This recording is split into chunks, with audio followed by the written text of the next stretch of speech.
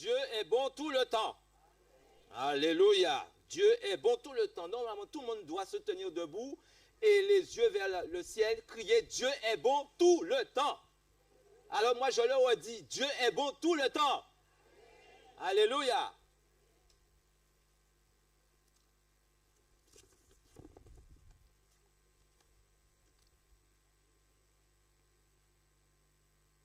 La douce violence de Dieu, caractère déformé.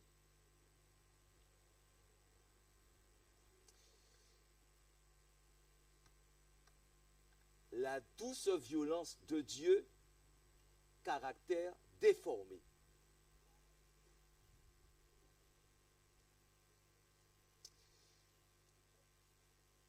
Au fur et à mesure que certains passages bibliques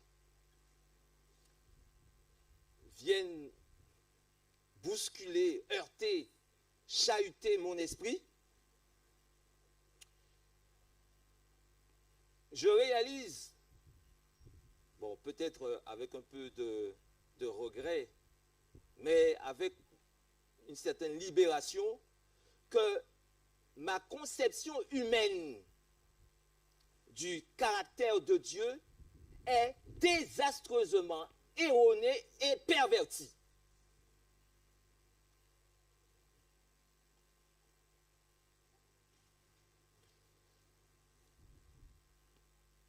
Bon, je me rasséréne un petit peu, hein, parce que j'ai aussi à l'esprit que de grands personnages bibliques, tels que Job, Moïse, Abraham, Isaac, Jacob, n'avaient pas une conception de Dieu tout à fait juste d'emblée. Leur conception de Dieu était un tant soit peu clair-obscur. C'est-à-dire qu'il y avait un peu de vrai, mais il y avait aussi un peu de pas vrai, de ce qui est faux. Je me souviens de la première fois où j'ai eu peur de Dieu. C'était il y a quelques années. Ici même, on tenait une campagne d'évangélisation et à l'époque, on utilisait des diapositives pour faire passer des images fixes. Et je me rappelle avoir mémorisé une image, c'est l'image de flammes de feu gigantesques. Et à l'époque, on nous faisait comprendre que si on n'acceptait pas de passer par les eaux du baptême, enfin, à défaut de suivre la voie, hein, d'accepter Jésus et de passer par les eaux du baptême, eh bien, finalement, ces flammes de feu lécheraient mon corps entier et me laisseraient comme un poulet rôti. Et alors, je me disais dans ma tête, puisque je frissonnais des fois, j'étais un peu jeune, plus jeune. Et alors, je me suis dit, tant qu'à faire, vaut mieux que je me mette du côté de Dieu. Et alors, motivé par la peur, j'ai fait le pas pour pouvoir descendre dans les eaux baptismales. Mais avoir peur de Dieu quand même, c'est quelque chose. Mais avoir peur du bon Dieu, mais qu'est-ce que c'est un peu fou quand même. Avoir peur du bon Dieu. Parlons-en un peu. La première fois où l'homme a eu peur de Dieu, a éprouvé un sentiment de peur à l'égard de Dieu, c'est au jardin d'Éden. Bon, jusque-là, tout se passait très très bien. Il y avait une relation privilégiée entre Adam, Ève et Dieu. Dieu venait converser avec eux tranquillement au jardin. Mais ce jour-là, Adam et Ève ont peur de Dieu. Et alors, qu'est-ce qui se passe? ils détalent, ils prennent la poudre d'escampette. C'est-à-dire, ils s'enfuient loin. Ils ont peur de Dieu, quelqu'un qu'ils voyaient tout le temps, avec lequel ils conversaient tout le temps. Mais aujourd'hui, ils ont peur. Pourquoi? Parce que le tentateur est venu vers eux pour leur brosser un portrait déformé du caractère de Dieu. Le diable est venu leur faire croire que Dieu serait animé de mauvaises intentions à leur endroit. Parce que s'il nous empêche de manger du fruit de l'arbre, de la connaissance du bien et du mal, c'est qu'il veut nous priver de quelque chose. Et alors ce caractère modifié de Dieu, falsifié de Dieu, a engendré, de la part de nos premiers parents, une conception humaine déformée du caractère de Dieu.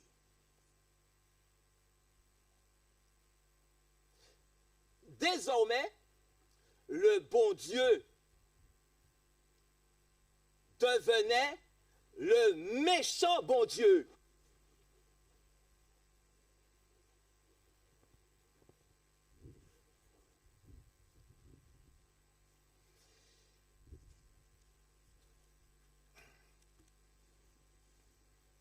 La parole que Dieu avait prononcée,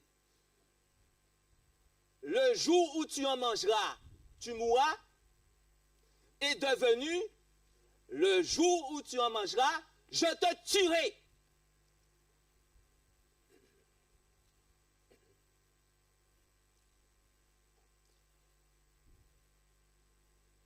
Le jour où tu en mangeras, c'est écrit, tu mourras, mais avec ce rapport falsifié du caractère de Dieu, la parole est devenue, le jour où tu en mangeras, je te tuerai. Caractère déformé de Dieu. Alors, au fil des siècles, les civilisations qui se sont succédées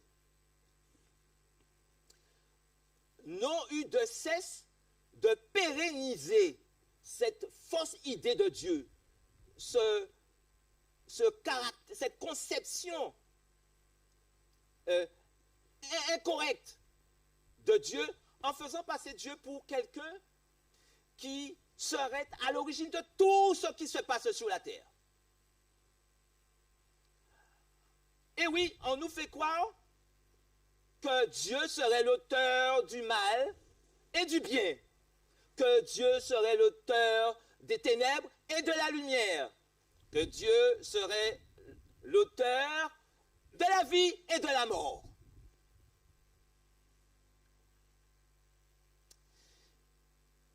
Dieu serait responsable de tout ce qui se passe sur la terre. Et alors Dieu nous est présenté comme un Dieu animé d'une douce violence. Mais les religions n'ont pas arrangé l'affaire. Parce qu'en des termes beaucoup plus académiques, elles ne font pas moins. Bon, oui, un Dieu animé d'une douce violence. Mais les religions, elles disent Dieu, un Dieu, amour et justice.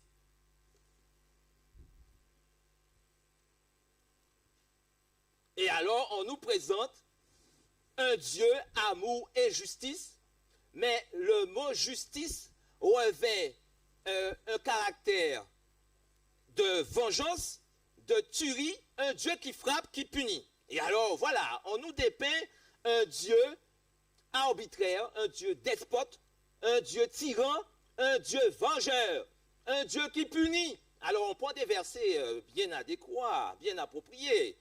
Un Dieu qui a des accès de colère terribles. Alors là, dans la colère de l'Éternel s'enflamma. Voyez, des choses comme ça qu'on prend pour décrire le Dieu de la Bible.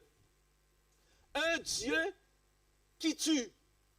Un Dieu qui tue. Alors, waouh, on se complaît à citer toutes les tueries. Alors là, il a tué Corée. Il aurait tué Corée, il aurait tué Abiram, il aurait tué Dathan, il aurait tué 250 révoltés, il aurait tué Uza quand il a essayé de parer l'arche, il aurait tué les premiers-nés d'Égypte, voyez, il aurait tué les animaux, les serviteurs et les enfants de Job. Mais enfin, dis donc, la liste est longue quand même, comme description du bon Dieu de la Bible. On nous le présente comme un Dieu qui endurcit les cœurs. Eh oui, cœur de Pharaon, il envoie un esprit d'égarement. Oui, il envoie un esprit de mensonge. Le Dieu de la Bible envoie un esprit de mensonge. Mais où allons-nous même?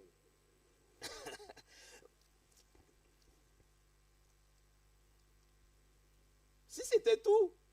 Mais on nous présente aussi Dieu comme étant celui qui ressemblerait à un psychopathe réputé pour sa douce violence et qui nous ordonnerait chaque jour à nous apporter notre croix. Alors là, dis donc, que n'a-t-on pas dit? Dieu nous ordonne chaque jour de porter notre croix. Bon, alors, c'est bien écrit. Nous avons le texte qui le dit. Nous ne sommes pas en train de dire que ce n'est pas écrit. Alors, on nous présente Dieu comme étant celui qui lie au ciel ce qui est lié sur la terre. Vous n'avez jamais entendu ça? Vous l'avez lu. Dieu lierait ce qui est au ciel en conformité avec ce qui est lié sur la terre. Ça veut dire que quand nous prendrions une décision ici-bas sur la terre, par exemple d'exclure quelqu'un, de radier quelqu'un, eh bien Dieu se contenterait tout bonnement de suivre notre direction et il se calque à notre décision. Mais où allons-nous, s'il vous plaît? C'est le Dieu de la Bible, ça? Eh bien, nous allons voir ce que la Bible enseigne en réalité, chers amis. Et la Bible nous enseigne autre chose, toute autre chose. La Bible nous enseigne, à n'en déplaise à quelques-uns, que Dieu est amour. Amen. La Bible nous enseigne, dans 1 Jean 4, verset 8, la Bible nous enseigne que Dieu est amour. Et le terme utilisé, nous l'avons, ce verset, 1 Jean 4, verset 8. Le terme utilisé par Jean qui a côtoyé Jésus, qui connaît bien la langue et qui sait faire la distinction entre les différents types d'amour qui existent, a choisi minutieusement le terme agapé ici. Dieu est amour, il définit Dieu par agapé. Dieu est agapé, Dieu est amour. Parce que Jean estime que utiliser le terme agapé suffit pour décrire, pour définir Dieu. Alors, qui est Dieu? Dieu est agapé.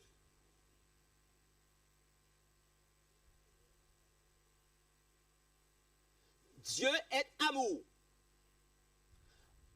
Et alors, lorsqu'on applique les différents principes d'étude de la Bible que nous avons vus ces temps derniers, en analysant précepte sur précepte, règle sur règle, n'est-ce pas? Un peu ici, un peu là, eh bien, on peut se rendre compte que l'agapé ne fait point de mal. Alors nous sommes dans Romains 13, verset 10. Je vous invite à prendre le texte avec moi.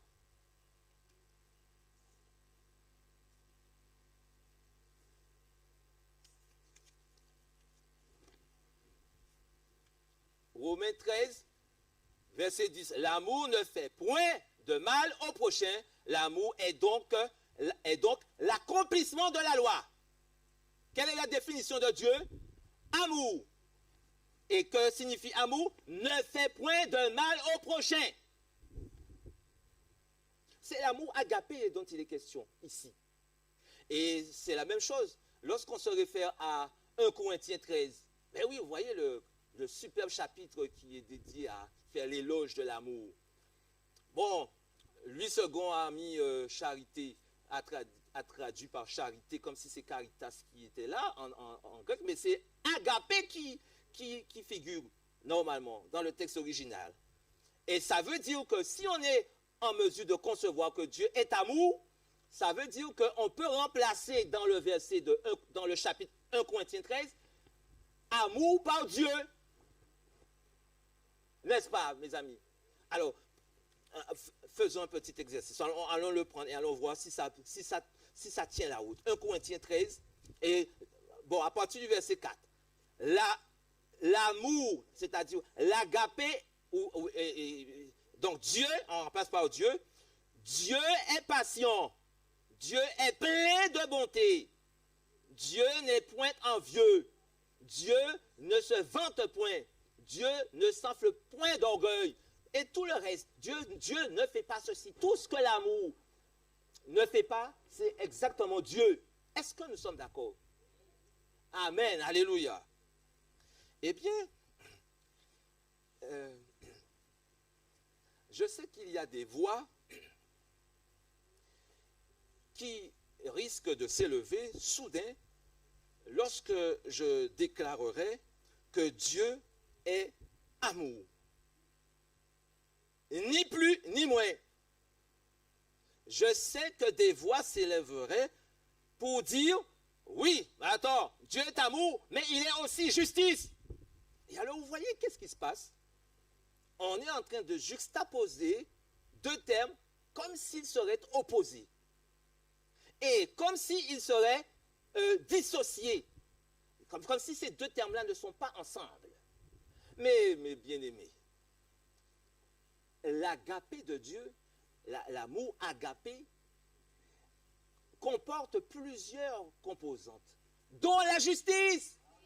Mais on ne peut pas parler d'amour, c'est-à-dire l'amour supérieur, l'amour le plus élevé parmi toutes les formes d'amour qui existent, puisqu'il y a l'amour humain qui se décrit dans plusieurs types d'amour, philéo, stargé, tout le reste. Mais il y a un amour qui est supérieur, qui est l'agapé de Dieu, et qui comporte de toutes les façons la justice. Mais pas la justice au sens que nous l'entendons bien souvent.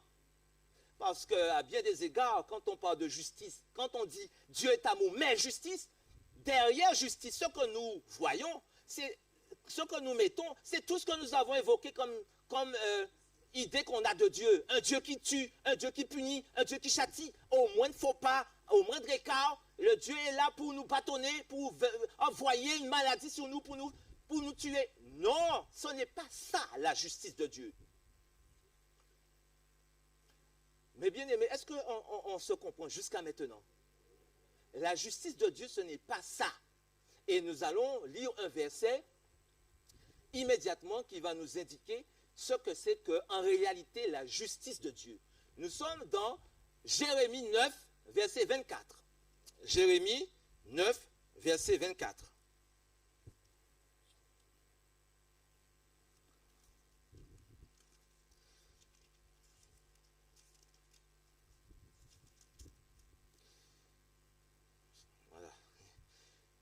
Mais que celui qui veut se glorifie d'avoir de l'intelligence et de me connaître, de savoir que je suis l'Éternel, qui fait quoi? Qui exerce en premier lieu, qu'est-ce qu'il fait? La bonté, ensuite le droit et la justice. Voici le mot justice là, sur toute la terre. Et la fin du verset dit quoi? C'est à cela que je prends plaisir, dit l'Éternel. C'est à cela que je prends plaisir. Je prends plaisir à exercer la bonté, le droit et la justice. Mais que signifie justice? Quel terme est utilisé ici pour justice? Pour qu'on ne puisse pas tomber dans le travers de penser que c'est des châtiments que Dieu envoie sur nous pour nous punir, puisque voilà, Il ne supporte pas qu'on puisse s'écarter de ses voies. Et nous ne sommes pas en train de dire qu'il faut se complaire à s'écarter des voies de Dieu. Mais attendez, mais l'amour, l'agapé, nous contraint, nous oblige à ne pas nous écarter de la voie de Dieu. On n'a pas besoin de rajouter justice. L'agapé de Dieu même, l'amour agapé, quand il nous saisit, nous contraint, nous oblige à marcher selon les principes, selon la voie de Dieu. Bien. Alors, le terme qui est utilisé ici, c'est, je ne sais pas si je prononce bien, c'est tzedaka, qui peut être traduit par justice, droiture, bienfait, écoutez bien, peut être traduit par droit, justifié, innocence, miséricorde, vérité, bonheur, salut, délivrance, temps. Non, mais vous avez bien entendu le sens que peut prendre le mot utilisé là. Certains auteurs choisissent ce qu'ils veulent comme mot. Lui, second, a choisi justice. Mais un autre aurait très bien pu choisir bonté ou miséricorde ou vérité ou bonheur. N'est-ce pas? Innocence. Dieu qui prend plaisir à l'innocence. Ben attendez, c'est pas bien dit ça? Au lieu de dire Dieu qui a horreur des gens qui partent de travers, mais Dieu qui prend plaisir à l'innocence. C'est formidable quand même ça. De sorte qu'on voit bien que ça n'a rien à voir avec punition, châtiment, sanction, frapper. L'Éternel qui frappe dans sa colère. Il est irrité, alors il frappe, il fait descendre du feu du ciel. Attendez, ce n'est pas le Dieu de la Bible. Et pour étayer un petit peu nos propos, je vous invite à lire 2 versets avec moi. Proverbe 13, verset 6.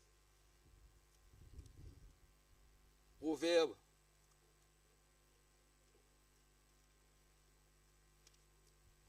13, verset 6. Alors, donc, Proverbe 13, verset 6. La justice, lisons bien, mes bien-aimés, la justice garde celui dont la voie est intègre, mais la méchanceté cause la ruine du pécheur. Qu'est-ce qui est dit ici? Est-ce que la justice cause la ruine du pécheur? Oh! Est-ce que la justice cause la ruine du pécheur? Qu'est-ce qui cause la ruine du pécheur? La méchanceté.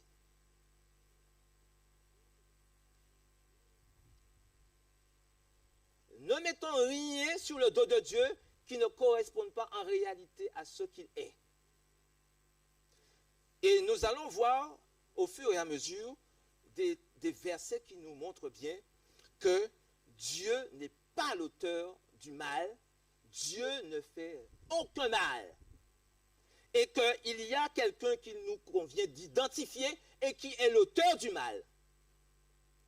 Voilà donc notre prétention là, aujourd'hui, maintenant là. C'est de reconnaître que Dieu n'est pas l'auteur du mal et qu'il y a un auteur qui reste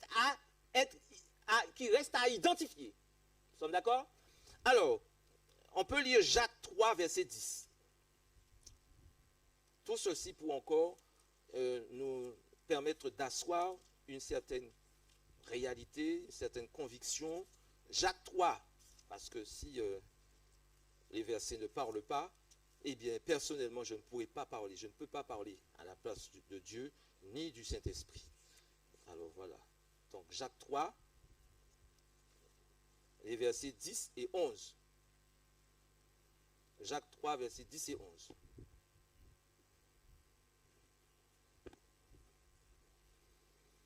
Voilà, qu'est-ce qu'il est dit? De la même bouche sortent la bénédiction et la malédiction. Il ne faut pas, mes frères, qu'il en soit ainsi. La source fait-elle jaillir par la même ouverture l'eau douce et l'eau amère? Oh, est-ce que de la même bouche peut sortir la bénédiction et la malédiction?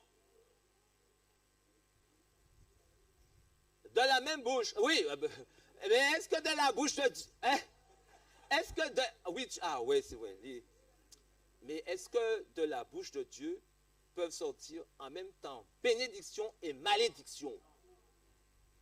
Alors, il y a un principe que nous avons bien établi depuis quelques moments de rencontre, c'est de pouvoir se référer à celui qui est l'image du Dieu invisible et qui est capable, lui seul, d'indiquer qui est Dieu, quel est le véritable caractère de Dieu. Ce ne sont pas forcément tous les auteurs, et ni vous ni moi, mais Jésus qui a été désigné pour être celui qui doit parler en ces temps de la fin, dans Hébreux 1, versets 1 à 3. C'est lui qui est censé nous parler, c'est lui qui est l'image du Dieu invisible, et c'est lui qui est censé nous éclairer sur le véritable caractère de Dieu. Donc, même si on lit quelque chose dans la Bible, dans l'Ancien Testament, il faut se poser des questions si on constate que Jésus dit autre chose. La Bible ne se contredit pas. Il s'agit de comprendre pourquoi c'est écrit, quel contexte appelle cette formulation et pourquoi c'est formulé comme ça. D'accord? Bien, alors on va avancer un petit peu. Alors, Dieu est-il l'auteur de la mort? Dieu est-il l'auteur des ténèbres? Dieu est-il l'auteur du mal? À ce stade, qu'est-ce que nous pouvons dire?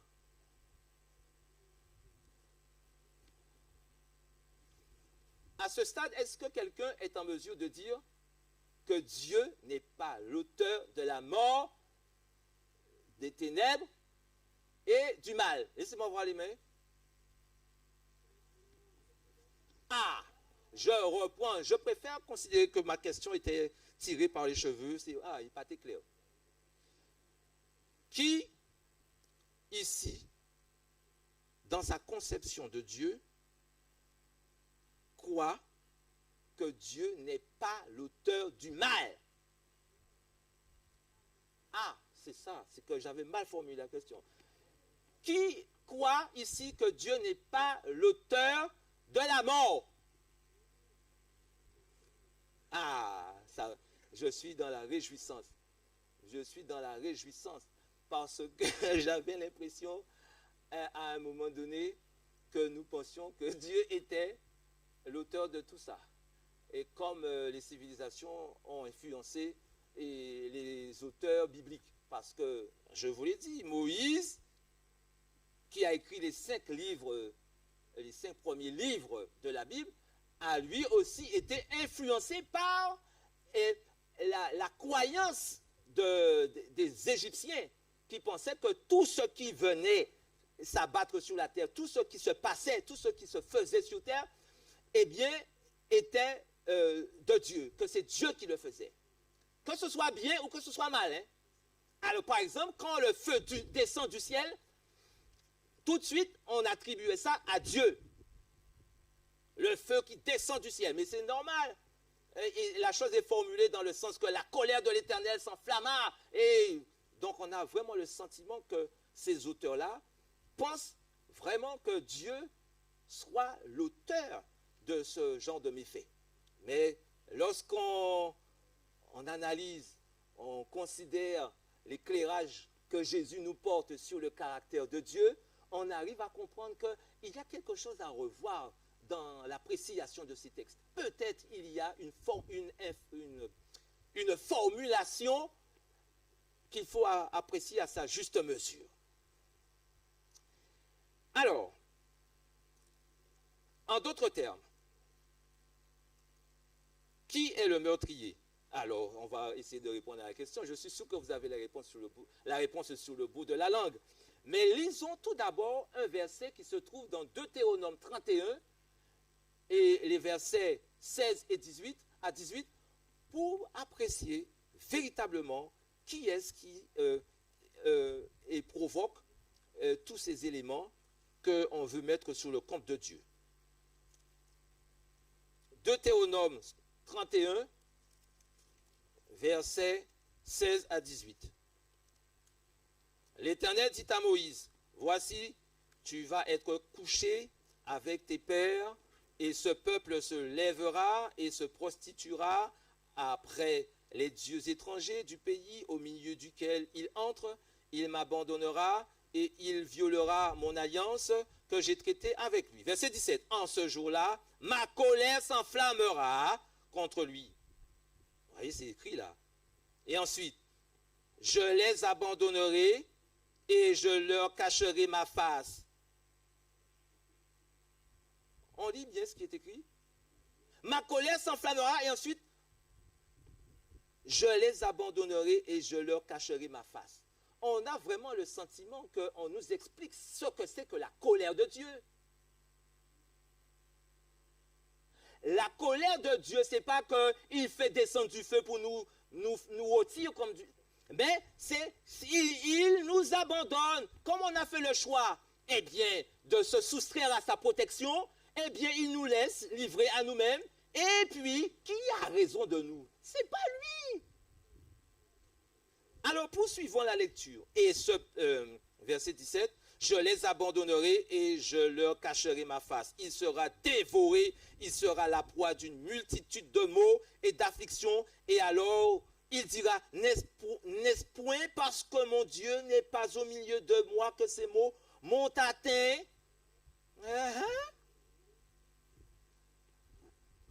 Ce qu'on appelle châtiment, punition là, qui nous arrive et qu'on attribue à Dieu, ce n'est pas directement Dieu qui fait s'abattre tout ça sur nous.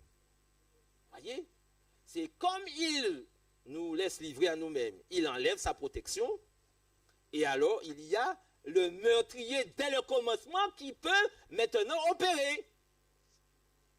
Mais oui, le meurtrier dès le commencement, Jean 8, 44. Jean 8, verset 44, nous dit qui est le meurtrier dès le commencement.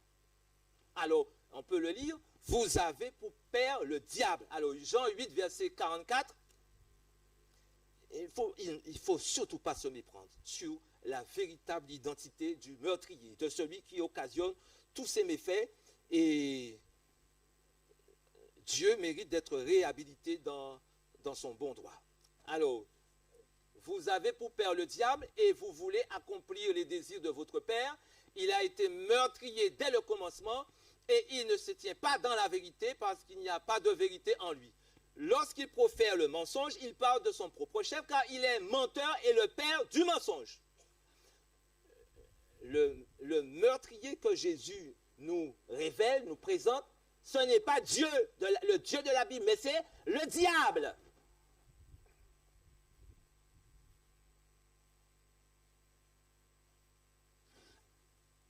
Alors pourquoi dans la Bible on voit des versets comme ça? La colère de l'Éternel s'enflamma. Mais on voit bien que c'est parce qu'il y a une forme d'expression, une formulation qui est propre à une culture, à un pays. Et c'est ce que nous avons évoqué avec ceux qui étaient là, mercredi soir et dimanche. Il y a ce qu'on appelle l'expression idiomatique. Nous l'avons effleuré la dernière fois puisque nous avons considéré que les expressions idiomatiques dans la langue française. N'est-ce pas? Et vous connaissez quelques citations, quelques expressions. Voilà. Mettre la main à la pâte, j'ai un chat dans la gorge. Tout ça, ce sont des expressions idiomatiques, mais si on les traduit mot à mot dans une autre langue, on pourra rien. L'autre qui est dans l'autre langue ne pourra rien comprendre. Il ne pourra pas comprendre le sens réel de la phrase qui est appréciée seulement de façon globale. J'ai un chat dans la gorge, ce n'est pas que matériellement, physiquement, que j'ai un chat dans ma gorge. C'est tout simplement parce que j'ai quelque chose qui me gêne. Mais ce n'est pas un chat en réalité. Eh bien, dans la Bible, comme elle a été écrite en hébreu pour l'Ancien Testament et en grec et une partie en araméen, eh bien, il y a des expressions idiomatiques qu'il convient d'identifier pour ne pas se méprendre sur le sens de ce qui est exprimé. Et nous, n'omettez pas de garder à l'esprit que ces auteurs de l'Ancien Testament ont ont été influencés par toutes ces cultures, par toutes ces croyances qui voulaient que tout ce qui arrive sur terre, eh bien, il y avait quelqu'un qui était au contrôle, c'est Dieu. Parce qu'on le reconnaissait comme étant le Tout-Puissant, le Souverain. Alors, tout ce qui arrive, soit bien ou soit mal, c'est lui. Erreur monumentale. Jésus est venu pour nous indiquer que on ne doit pas se méprendre sur ça. Notre conception de Dieu doit être rafraîchie, sanctifiée. Il y a un Dieu qui est auteur du bien, de la lumière, n'est-ce pas, de la vie, et il y a un autre qui vient semer le trouble, la zizanie, la mort et le mal. Et tout. Mais j'avais souhaité vous faire part d'une petite illustration, mais le temps est déjà trop avancé. Alors, je me garde malheureusement. Et pour démontrer qu'en réalité, le mal n'a pas été créé, ni les ténèbres, ni la mort, ni le foie. Tous ces éléments, par la démonstration que j'ai pu apprécier, faite par Albert Einstein, ne sont provoqués que par l'absence de ce qui a été créé. Par exemple, le bien a été créé, mais le mal n'existe que parce que le bien a été créé, mais le mal n'a pas été créé. Il ne subsiste que parce que le bien existe. Il s'affirme parce que le bien existe. Pareil pour la chaleur et le foie. Le foie n'est que l'absence de chaleur. C'est un élément qui a de l'énergie, qui s'agite, qui produit de la chaleur. Mais il suffit que ça devienne inerte, eh bien, c'est le foie. C'est pareil pour la vie. Alors, la mort, j'entends dire que Dieu serait quand même l'auteur de la mort. Et la preuve, il a tué. Et on continue, on retourne sur ça. Il a tué, il a tué, il a tué. Et il a tué les premiers-nés au pays d'Égypte. Eh bien, j'aimerais vous inviter à considérer rapidement ce seul exemple que je peux prendre aujourd'hui, puisque l'heure est déjà avancée. J'avais 3 exemples, mais on va prendre qu'un seul, c'est celui-ci. Et à un autre moment, on va prendre d'autres exemples. Alors, nous sommes dans Exode 12. Exode chapitre 12, et nous lisons les versets 12 et 23.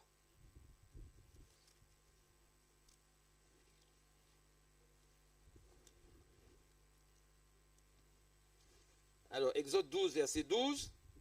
Cette nuit-là, je passerai dans le pays d'Égypte, et je frapperai tous les premiers-nés du pays d'Égypte, depuis les hommes jusqu'aux animaux, et j'exercerai des jugements contre tous les dieux de l'Égypte. Je suis l'Éternel. Vous voyez, c'est à peu près la même formulation à chaque fois. Ça, c'est comme ça que c'est formulé. À chaque fois, je frapperai, vous voyez, la colère de l'Éternel s'enflamma. Eh bien, il y a lieu, bien sûr, d'apprécier ce type d'expression idiomatique qui ne veut pas dire que ce soit Dieu qui le fait. Dieu s'inscrit dans une dynamique de permission. Il soustrait, il arrête sa protection, puisque comme tu ne veux pas rester sous sa protection, et alors il permet que tout ce qui doit arriver t'arrive. C'est exactement ce qui est arrivé à Job, dans le cas de Job. Quand le diable est venu et qu'il a entendu Dieu dire, mais as-tu remarqué mon serviteur Job, il est intègre et droit. Qu'est-ce que le diable lui a dit? Mais il est comme ça, c'est parce que tu lui accordes ta protection. Ou tes protections là, voici, toujours fidèle. Alors Dieu lui a dit, ok, eh ben, j'enlève ma protection. Et donc, on a bien vu, on voit dans ce récit qu'il y a bien une permission. Dieu rentre dans une dynamique de permission. Il permet à l'autre là, le véritable meurtrier, l'auteur du mal, d'aller frapper. Et alors, quand on lit le verset 23 maintenant, Exode 12, verset 23, toujours dans le même chapitre là, quand l'Éternel passera pour frapper l'Égypte et verra le sang sur le linteau et sur les 2 poteaux, l'Éternel passera par-dessus la porte et il ne permettra pas aux destructeurs d'entrer dans vos maisons pour frapper. Oh, mais on a un éclairage là. Il ne permettra pas aux destructeurs de rentrer dans vos maisons pour frapper. Ce n'est pas l'Éternel lui-même qui frappe.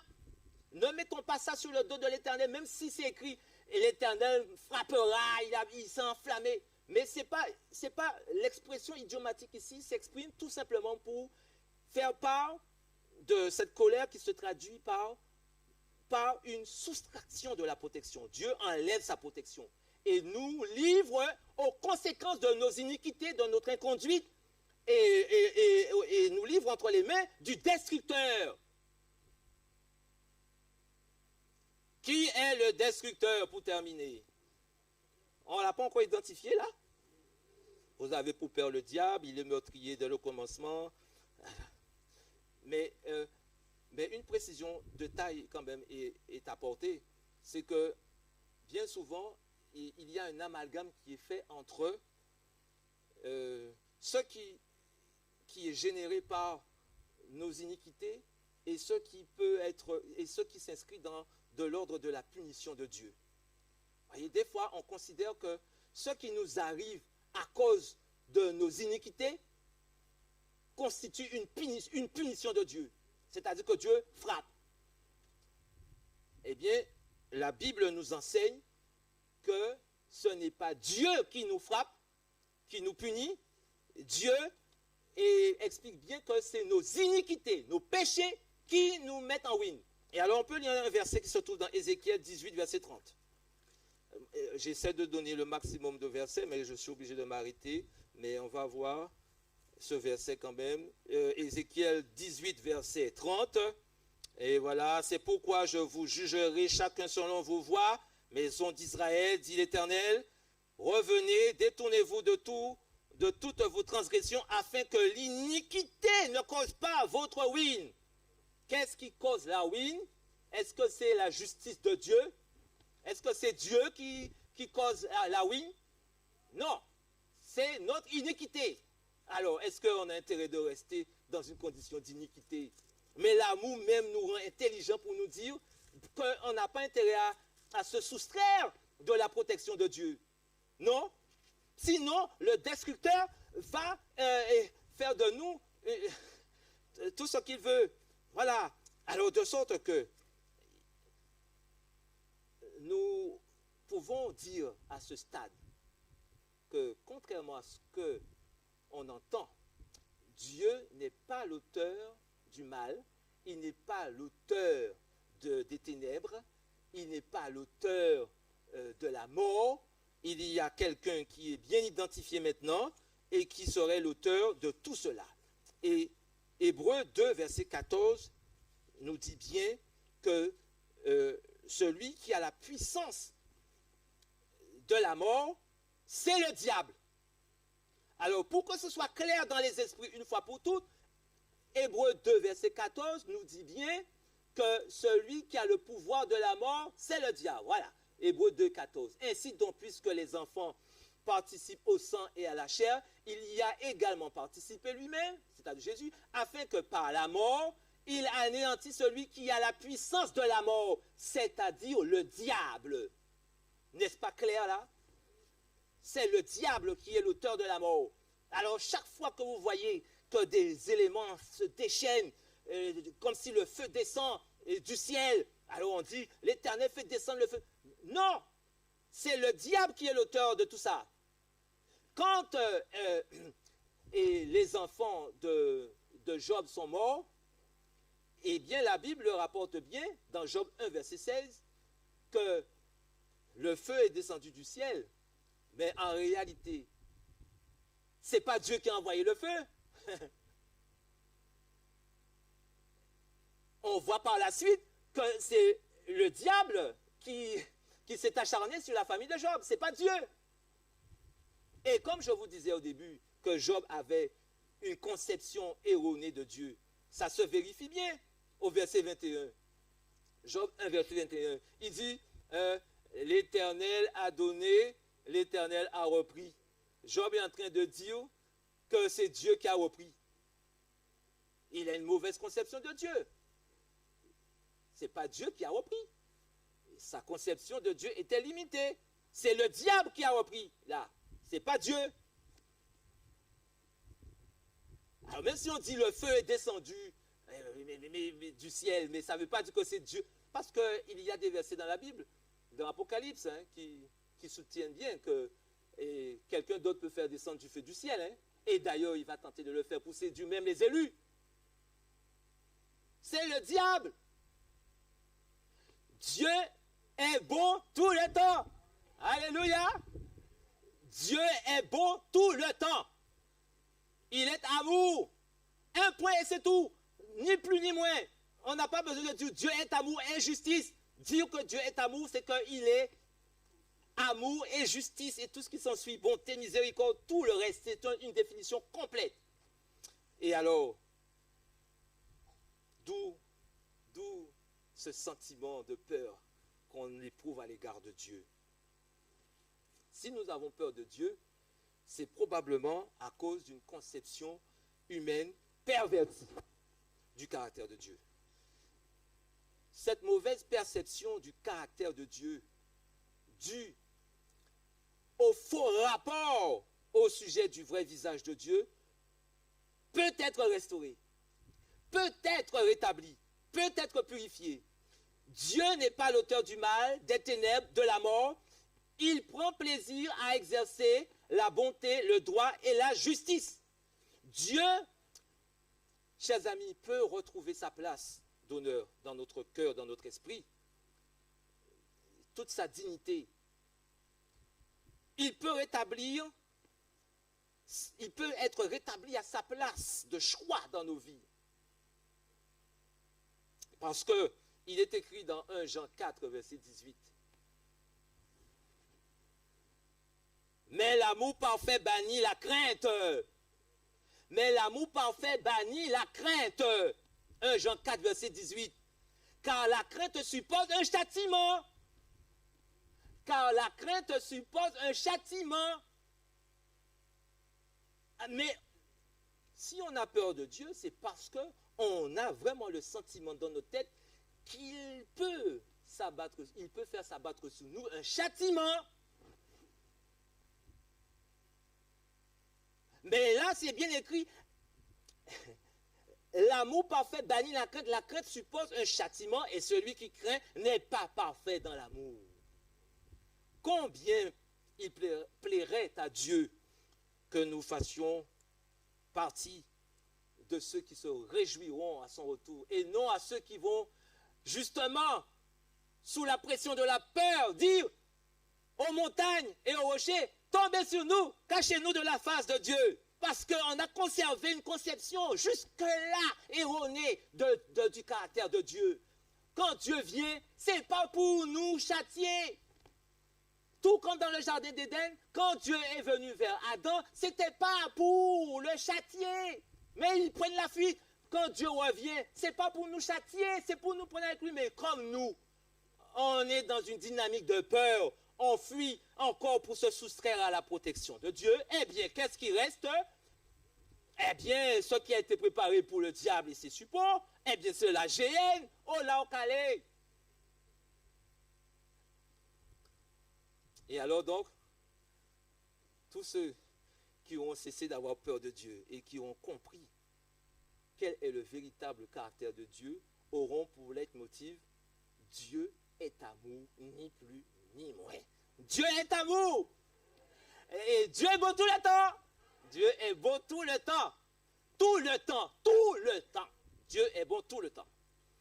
Eh bien, on va s'arrêter là pour aujourd'hui. À d'autres moments, si vous le voulez bien, on va prendre d'autres exemples pour étayer tout ça. Parce que je sais que il faut d'autres temps d'études. Parce que je sais que nous aimons aller en profondeur et moi-même aussi, j'aime aller en profondeur. Merci. Bonne continuation. Dans l'amour qui bannit la crainte.